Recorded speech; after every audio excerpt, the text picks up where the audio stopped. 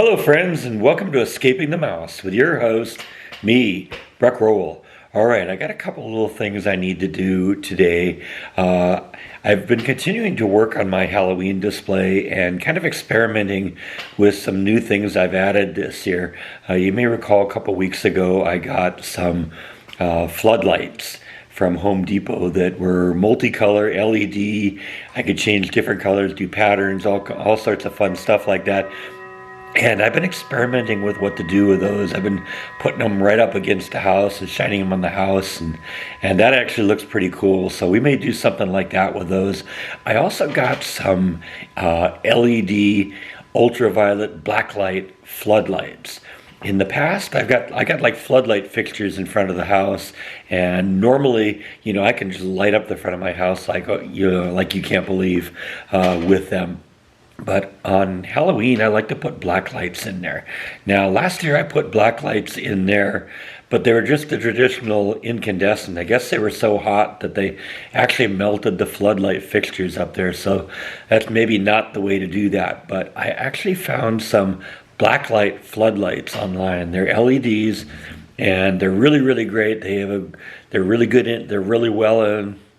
They go really well into the ultraviolet range, and they're so good. In fact, they'll light up some of my UV specimens. So I've bought a couple of those, and those are really cool. I've got those in the front yard, and we're going to use those this year. And I'm experimenting a little bit with that too.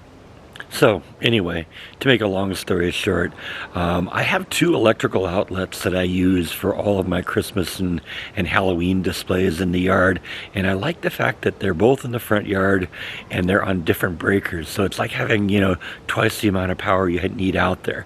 Well, to date, everything I've had plugged in has been plugged into the outlet on the porch, and that's been fine. But I tried to plug something into the outlet in front of the house, and it isn't working. And I think what's happened is we've gotten some water into that outlet, and the GFCI plug just isn't any good anymore. I try resetting the plug, it won't reset. Now everything else on the line is good, so it's obviously just something there. And so the main project I want to do today is I want to replace that outlet and put some better cover over it so that it doesn't get wet and we don't have this problem before. Because it seems to me I've replaced this before, and I don't want to just keep putting new GFCI plugs in there. If it isn't working, we got to figure out why it isn't working and make it so it does work. So that's the main project today. But also, today's the first day of early voting in Texas, and I'm going to do that. I've never early voted before. I've always enjoyed kind of the tradition of going on election day and doing that, but this year I've been kind of persuaded to try doing the early voting because apparently there's a good reason for it. Even though your party may not know who you vote for, they at least know that you voted. And if they know that you voted, then they don't have to waste time having people call you and make sure you go to the polls, all that stuff. So that's a good thing for them. They'll also hopefully eliminate maybe some of the political mailers I start getting because maybe they'll say, oh, well, he's already voted, so we're done with him, whatever. But anyway, I want to go and do that and get that out of the way today. And then we're going to come home, work on that electrical project. Oh, and apparently the tomatoes aren't done either. That's good to know. All right, so here's the map of the house I produced a couple years ago. And this is the electrical outlet here in the front that's the problem. And you can see it BR29, breaker 29. Well, I'm looking at other things. The outlet on this wall here, the outlet on this wall here, the outlet on this wall here, the light, the fan in the master bedroom, the electric outlet here, the light in here.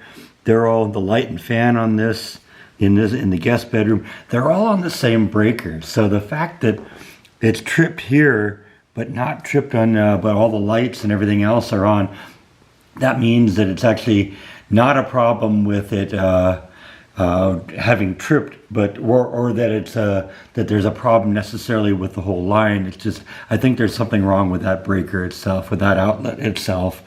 And like I said, that's the second time that this has been replaced. I think it's probably because we have a sprinkler head here, a sprinkler head here, a sprinkler head here that are all kind of spraying in that general direction. I think the enclosure that's in it isn't doing a good enough job keeping the insides dry. So we're going to have to reimagine that a little bit, figure out how we're going to deal with that.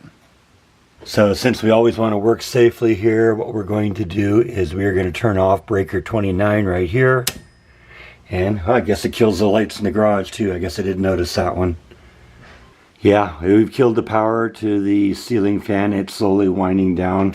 My alarm clock over here is now off. So we have effectively killed the power to the room, to that electrical outlet. Now, interestingly enough, it killed power in places I didn't expect. I figured this bedroom, the guest bedroom, and that kind of stuff, but it also killed power in the hall, I noticed, and also in the garage because the lights went out when the breaker was tripped. So yeah, see, I can tell that this outlet has gone out because the emergency light has come on. I guess the lights still work, but yeah, that outlet is dead. That's why the lights came on. So anyway, let's go outside and see what we got.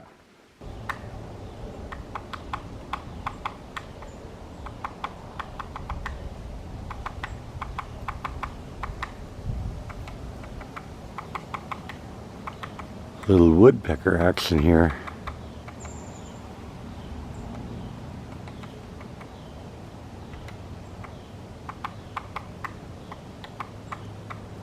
So this is the outlet in question. You can clearly see there's been a lot of dirt and gunk getting in here. And the way these things work, you have like a test button. I've kind of written T on it for test and R for reset. Now you can usually trigger the thing to trip the breaker by pressing the test button, but usually you can reset it, and you press the reset button and it goes in there and clicks, and that's as far as you have to go. And it's not even clicking on me, so there's definitely something wrong in there. And actually I'm kind of looking at the back of this thing here, and this thing's all kind of corroded out a little bit. Maybe we're just going to want to replace this whole piece. Alright, well, I got this outlet taken apart, and I don't know, there has been some sort of a short in here, because you can see the back of this panel is scorched. You can also see on the black wire there that we burned through the insulation there. So I don't know what happened there, but there was some sort of a short circuit. There's also evidence that there's been water in here. So I think that's probably the key to this. I'm not going to probably replace this, but I'm going to take it off, I'm going to clean it up, and I'm going to repaint it, and hopefully it'll look a little better at least, because we can get all this corrosion out of there. All that corrosion in there, that indicates there's been water in there. And I don't think I'm breaking any secrets here. Water and electricity do not get along very well together. So let's do something about that, clean that up, and make this safe to use again.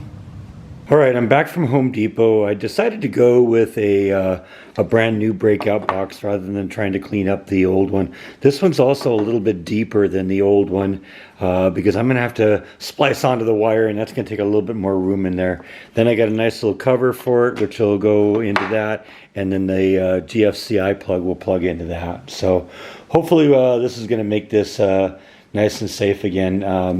Originally, when they installed the breakout box onto the side of the house, they actually put a little silicone gel behind it to kind of make it waterproof. So I'm going to do that also. But I think this is going to work a lot better.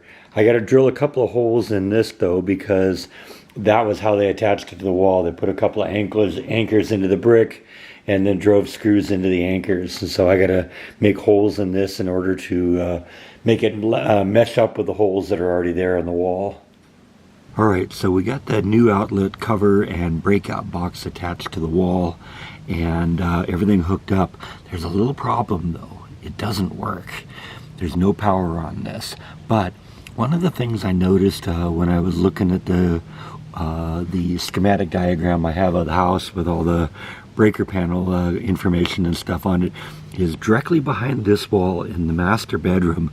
There's an electrical outlet there, and I'm guessing what happened is the outlet here probably wasn't original to the house. It was probably added later, and if I were going to do that, I'd find an outlet right on the other side of the wall, just punch through it and tap onto this one. So I'm guessing that's probably what happened. Now the outlet inside the house in the master bedroom on the other side of this wall does work. So whatever the problem is, it's between there and here. And if that's the case, then maybe pulling both sides off the wall and looking inside there, I can determine what happened. It's very possible that when I was putting this outlet on, I kind of pulled on the wire a little bit. I could have maybe pulled the plug out of, or pulled the wire out of the plug on the other side. So maybe it'll just be a simple fix, and then we can conclude this project. All right, so this is the outlet I was telling you about, and as you can see, this one works. So something between here and right through the wall into that outlet outside is not connected correctly. And so I'm gonna open it up from inside here. Let's take a look at it and see if we can figure out what that something is. And as always, I'm gonna trip the circuit breakers so I shut off this outlet so they can work on it safely. So I actually did find out what was wrong. It is what I thought it was. Basically, I'd pulled so hard when I was connecting up that GCFI plug in the front that I actually pulled the plug off the back of the outlet inside the bedroom. So we got that fixed up. It was a little hard to see that in there because there's a lot of junk in there. But I did eventually realize, yeah, that's what happened. We pulled one of the wires out. So I did manage to get that all reconnected up in there. Like I said, it's kind of a mess in there because there's a lot of stuff going in there. There's like a wire coming from the source. There's wire going through the wall into the outlet in the back. There's also wire going to the outlet in the master bedroom. So like I said, they got a lot packed in a little bit of space there. So it took a little while to figure out where exactly what it was that had gone wrong, but I did figure it out, and my outlet is back in working order, and we are ready for Halloween. So that's good. That's really an important one also for Christmas, because about 80% of the house lights for Christmas run through that outlet as well. So it's really important we have that one going. So glad we got that problem resolved. Hopefully we're good to go now for a while, and I think that's all that I have for today. So thank you as always for watching, and I'll see you next time on Escaping the Mouse. Good night.